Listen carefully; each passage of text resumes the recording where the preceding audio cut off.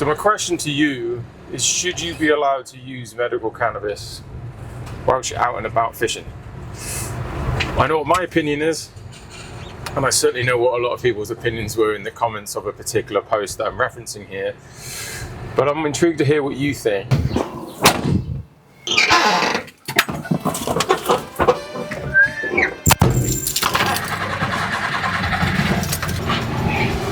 Alright, we're going to try something a bit different today. I'm trying to work out ways where I could be more productive with my time. And I get so many questions and so many emails asking me for help around medical cannabis, or to ask my opinion or input on any particular themes or current events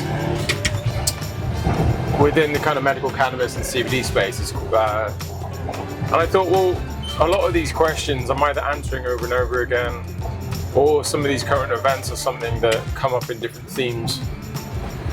So I figured, as I'm running around doing all my orders today, maybe I should save everyone a bit of time, get out ahead of it, and make videos about these topics, because then it's easy for me to link back, easy for me to share. But also in this instance, I want to hear your opinion. And what it is, so I've been asked what my thoughts were on a recent post announcing a ban on cannabis at a fishing centre, I guess you would call it. So my question to you is, should you be allowed to use medical cannabis whilst you're out and about fishing? I know what my opinion is, and I certainly know what a lot of people's opinions were in the comments of a particular post that I'm referencing here, but I'm intrigued to hear what you think. Now, I'm not here to cause drama with this fishery, I guess you'd call it.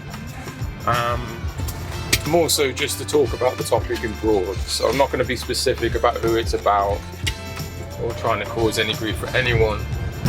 What I'm trying to do is just start the conversation and start the kind of sharing of points of view about what these different takes are. Now, I'm going to be broad here, but one of the main reasons that the person running this fishery wanted to ban it is because of the nuisance that's being caused. He described this along with the typical things such as smell, but he gave an example where he had to rescue someone from the fishing pond for doing too many weeds.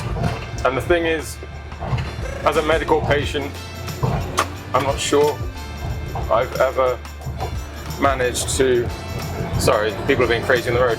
I don't think I've ever managed to do enough cannabis to make me freak out and walk into a pond. It doesn't really align with medical cannabis in my experience at all. It doesn't even align with my prior recreational cannabis use. So it's trying to understand, obviously you don't want people running around getting in the pond with all your fish. That's a given.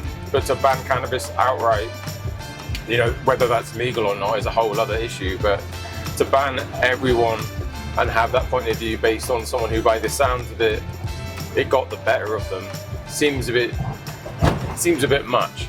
Particularly when I can imagine a lot of people who are medical cannabis patients who happen to be into fishing, you're going to need that medication, right? Alright, let me pick this up from within the lab.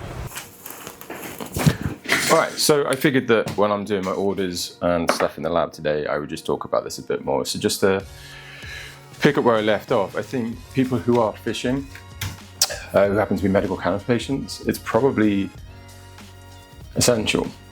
Quality of life is a big part of what medical cannabis is about, whether that's to do with managing pain, social anxiety, other kind of chronic conditions. It plays a massive part in how we function day to day. And for many of us, we don't have that much time to do our hobbies or to explore other things. And if fishing is something that you enjoy, but you prescribe medical cannabis for back pain, and just to be able to get that comfort when you're out in nature, maybe in the cold, dealing with all these things, then it's kind of something that's going to be a necessity.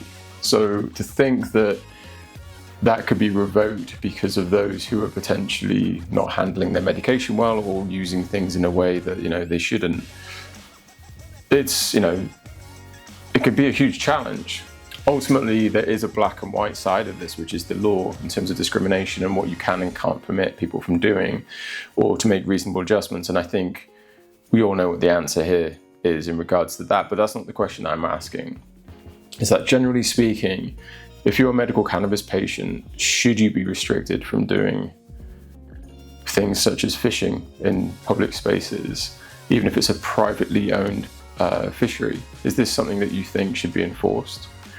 What are your thoughts on this particular situation?